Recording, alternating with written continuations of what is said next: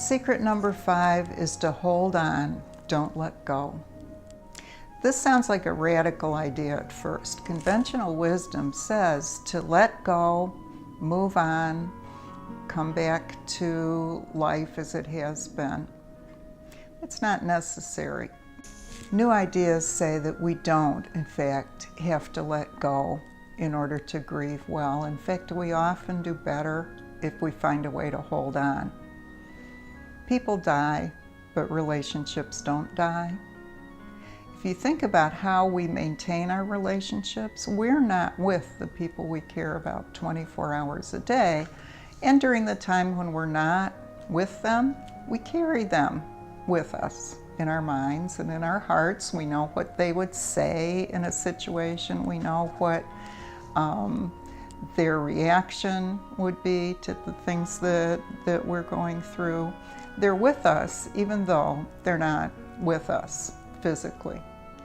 To be asked to cut that off is a denial of that relationship. We have an attachment to the people that we care about that we get to keep. We have to adjust to the fact that they can't be present with us anymore. We can't have their touch, we can't have their presence, we can't have their hug. But we can have their essence still. So that to be able to find that distinction can make a world of difference. I ran across the work of a sociologist from some years ago named Barbara Meyerhoff, and she was concerned about this idea of cutting off relationships just because somebody died. Meyerhoff talked about each of us having a club of life made up of the people that are most dear and important to us. And her thought was, hey, once you're in the club, you're in the club. You can die, you can go away, but you're still in my club. She labeled the conventional advice to let go dismembering. Pretty vividly apparent what she was thinking.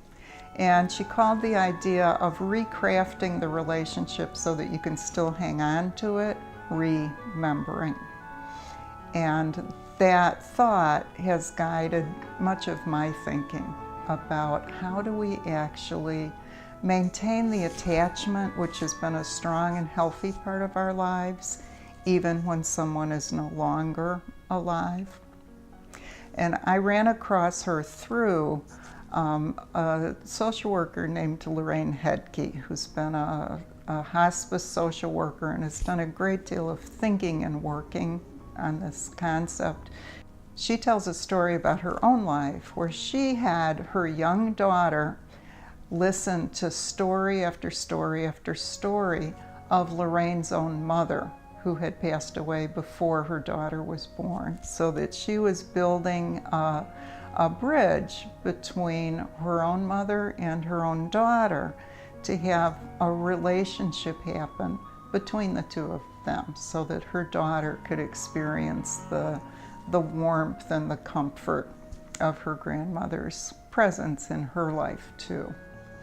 Holding on to a deceased loved one does not mean that you're clinging to the past or that you're living in the past. It means that you're bringing the past forward with you and you're bringing along the influence of your loved one to continue to have an impact on the world and an impact on the people that you care about.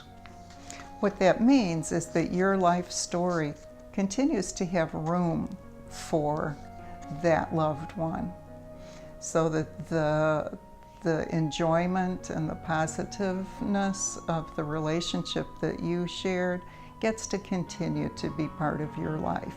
Sure, there's pain and there's sadness and there's wishing for the person's presence, but it doesn't erase their presence.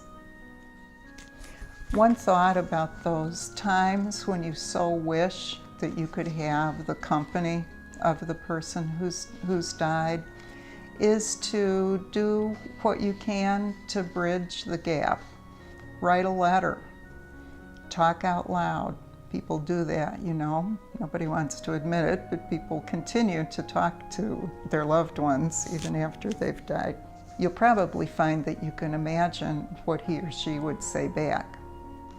And of course, you can continue to tell stories about your loved ones, funny ones, sad ones, whatever comes up. It allows them to still be in the world as long as you're remembering them and as long as others can remember and enjoy their influence.